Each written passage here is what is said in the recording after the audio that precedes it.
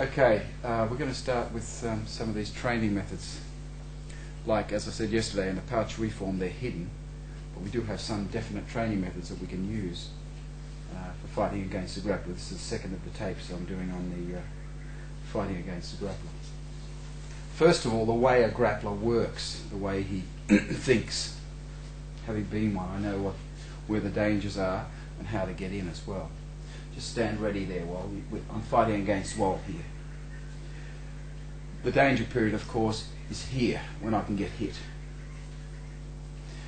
So what happens is, when a grappler fights, say, for instance, a person who really doesn't know what to do, even though they may have trained in, say, karate or taekwondo for 25 years, they still have only trained in fighting against another taekwondo person, or another karate person, or someone who's going to be throwing punches or kicks at them.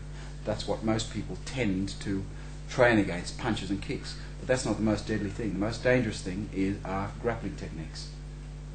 And so you're standing there, he's expecting me to come at him with a punch or a kick. He's not expecting me to rush at him and grab him. So I'm at the advantage so far. I'm talking about someone who hasn't learnt the upper realms of their own martial art for fighting against a grappler. So what happened? Wal's just ready there. Wal's just going to hit me as I come in.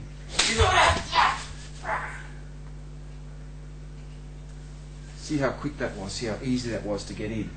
And he didn't even have a chance to throw his punch, you see. No, I'm doing... Sorry, mate. No, I didn't hit your watch, did I? No, I just took it off before it might get happen. Yeah.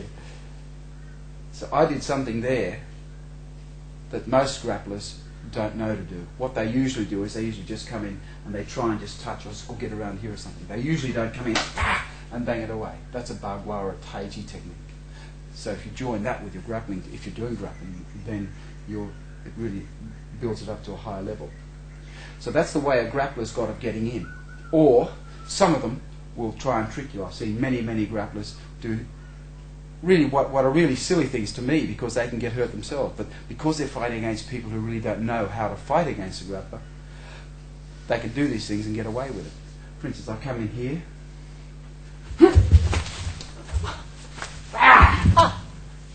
See? Oh, I'm out of... Come over here, Wal. Once he gets down on the ground, then I'm on top of him, and I've got the choke on, and it's finished. That's what a lot of them do. They come in and they just come up. See what Wal did then? As soon as he came up, he went up, I went down, and came in here. Now, it's very dangerous for me if he knows... Wal knows what he's doing, but he's pretending to be someone who doesn't. Look what happens. Bang! Knee or toe to the neck, whatever it is. But you've got to have the awareness, of course, to be able to do that. Another way of getting in, we'll just simulate this again. Here I am. I'll come in that's much that same way again. Well, he hit me then, but down the back. I come around the back of him. And now, from now, I try and get him on the ground. Now, a small, light-weighted grappler can fight against a huge guy and still get them on the ground from this position, because they're all the time trying to trip them up, even against a seasoned jiu-jitsu player. From the back here, if someone knows what they're doing, they will eventually get the person on the ground, kicking their legs out, they'll roll down. Even in this position, move back that way a bit, well, even in this position, a good grappler is in his element. He doesn't care whether the person's on top of him or whether he's on top of the other person, it doesn't matter. So from this position, I can slide my hand across there, my other hand, if you can see it, is coming across his neck like that from the other side, and then I can put the choker on and put the sleeper on from that position. But my ideal position, of course, is then to roll him over very quickly, and now I've got him in that position. See how my legs are locking his legs into place as well, so that he can't move at all. So, now if he's got his hand up, trying to stop me from getting my hand around his neck here like this, all I have to do is slap him in the bang, bang, bang, bang.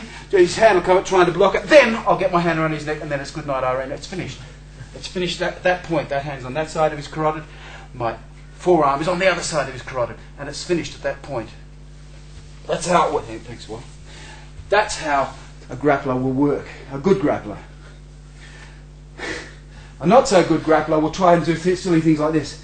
they'll try and come in, they'll take a few belts in the head, bang, bang, then they'll finally get in, they'll try and get a headlock on or something. That's not a good grappler. They don't do things like that. They will simply come straight in, they'll come around the waist. Once you get here and you don't know what you're doing, you've had it with a grappler. He'll get you on the ground no matter how good you are.